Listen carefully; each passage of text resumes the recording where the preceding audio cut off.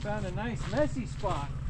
So it's Mother's Day, and we're at the Maverick. It's like 10:45 or something at night, and just filling up the Bronco because we have a recovery. We got a car out of the salt flats. It looks like they're what, 15 feet from hardpack.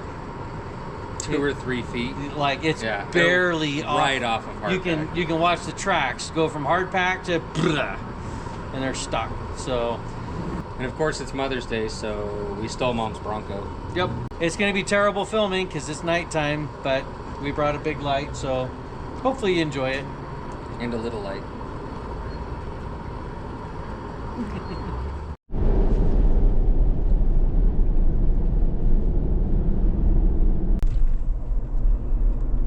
You're almost there. Just turned off the highway. Sign, turn right onto North Bonneville Speedway Road. Got the little gas station, and then a little bit of pavement, and then you can't see us. That's better. Yeah, so we'll have looks like about 4 miles or so of salt flat before we reach the edge over where they're stuck. We see well enough in the GoPro and the headlights, we'll film some of it. But if all you can see is just black, then film until we get there and turn a nice bright light on. You can see some of the headlights. Take your next slight right onto Bonneville Speedway Road. Not too far, but it's just a rounded corner. It just makes it seem like you're taking it right, but you're not. I was a little exaggerative. Yeah. You said it was a 35-mile-an-hour corner. Yeah. You have arrived.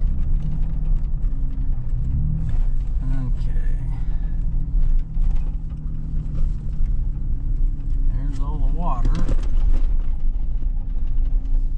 with the pin that they had, or the GPS coordinates that they had sent. It says we are just a little 2 minutes. Right. Yeah, it looks, just a little to the right and straight. That might be their taillights you can see from here. Almost pointing at them right there. That's them. They're backed in there. It's an interesting way to get stuck. Yeah. Let's see how much forward should we go. Let's stop here and go look at it. It looks like it's pretty solid until right there. It does. According to these tracks. Should we winch? Well, you can't really get under the bumper there, so we might have to go from the back, in which case we'd want to come from over there and back up to them and then pull them over there. Though. That's why I said let's go look at it.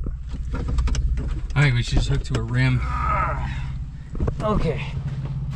You have the bright light. Yep. Okay, here's the camera. We have lovely Stephanie swinging camera for us tonight. Found a nice messy spot.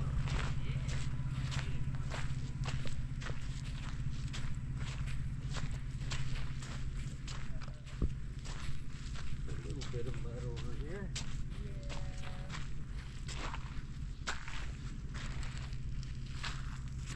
Yeah, back here there was kind of a solid spot right behind you. Is this yours? Here. It may have been the guys who tried to get me out. It is the guys who tried to get me out. We'll clean that up. Oh, thank you. So I'm guessing that these deep tracks over here was them trying to pull you out? No, that is from me wiping out. Oh, okay. Yeah. They didn't get close to the soft sand. They were afraid of sinking too. Got it. Yeah, it's a nice soft spot right through there. Yeah. I was aiming to hit head on into the wall, and last minute I was able to get the car turned. Oh boy. Yeah. Sounds like quite a ride. It was. Yeah, I vote we just stay over here, throw the winch on the rim, and just pull it forward. That might be the best option because it's solid up here, nice, but then you've got probably 15 feet of mush. Yeah, but I say those tracks are sinky. Yeah, it's like close to the wall. There's like 10 feet here that's nice, but then you get right here and there's just a line of mush through here. Driver front? Yeah, probably. If you just come right over here, seems like right here is where it starts to get mushy. So we just stay right here.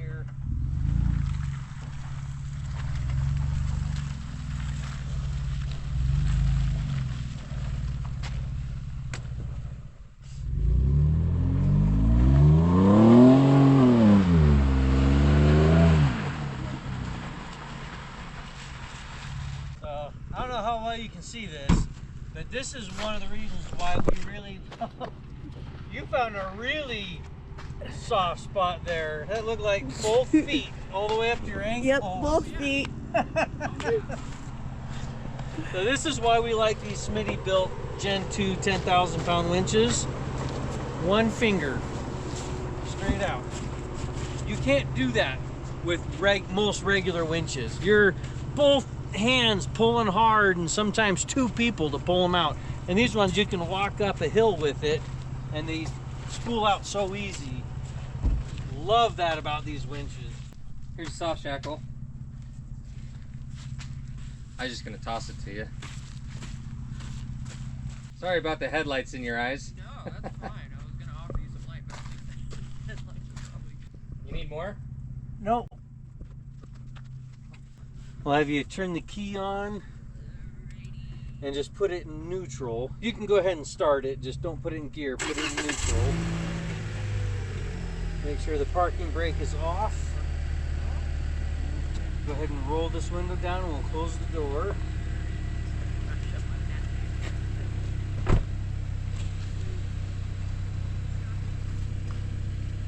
Okay, can you turn to the left a little bit? Yeah, right about there. That looks good.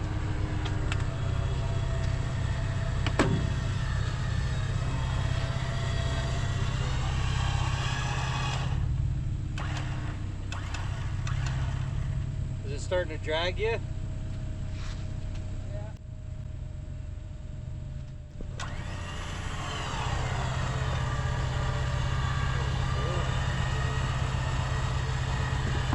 Okay, hold up, Caleb. Let me move some of this mud. It's putting a lot of force on the bumper. Okay, go ahead.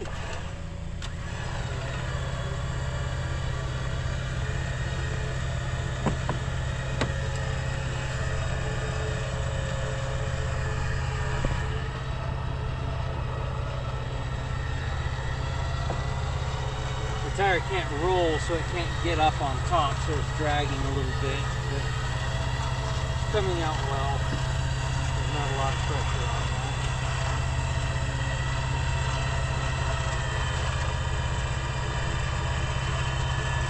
Okay, hold it, Caleb. Okay, go ahead.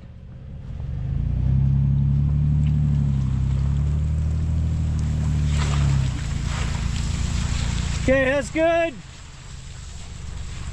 Okay, go ahead and stop.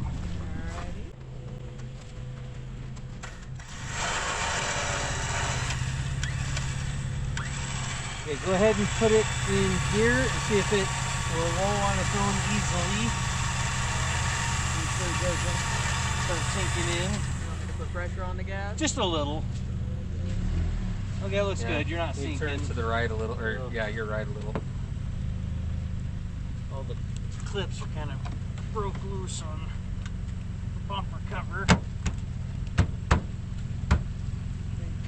Good as used. Yay! That should stay in place to be able to drive and it not drag. Okay. A little bit of mud under it. You think the car's messed up? Or you need to... I doubt it. Awesome. Yeah, the bumper is cracked a little bit in the plastic, but should be able to put some screws in and fasten it and be okay. I don't see anything wrong with your suspension. Go ahead and straighten your wheel out. The other way, go to the left, full rotation, right there. Yeah, both wheels are pointing straight, so they don't have like a bent tie rod or anything like that. So everything is pretty good. Oh, wonderful. I have some bottled water if you want to rinse them off. Oh, that's okay. We're used to it. So, yeah, we'll just head over, back over across the salt flat. Are you heading all the way out now? Yes, Okay. I'm out. We'll head over there and then we'll stop and get back over to the pavement and then we'll look it over again just to make sure everything is good. Okay. All right. I'll follow you guys. Thank Okay. you so much. Look at all the salt build up on the tire. Yeah. Tasty. Look at the front here. It is just solid salt. I feel like I'm walking around with a ton of mud on my boots, on my shoes. not mud. Get salt. Yeah. Mine was mostly mud, but definitely flavorful. That's right. Really white. So she is from Florida and had some surgeries done A double hip replacement. last year, she said. Yeah. And didn't know if she'd ever walk again, and so she's taking a big trip and seeing all the sights, everything she can while she can, and which is pretty awesome. That's a cool trip. So we were glad that we could help her out, and it wasn't that big of a deal. And she is on the road, and we were headed back to the freeway. So we got a couple hours to get back home, and Yeah. we'll catch you guys on the next one. We're only, what, 20 minutes off pavement? Yeah, not bad. It's just what we thought.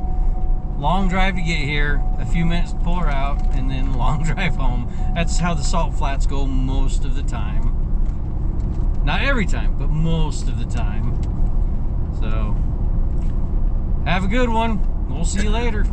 A little longer than a few minutes later. So we're pulled over, cleaning the salt and mud out of the wheels. You can look at this, what we're digging out of here. Now there's no sharp spots. Now, how thick the salt is. It's a good 1/2 inch to 3/4 thick in places. All over on the inside of the wheels.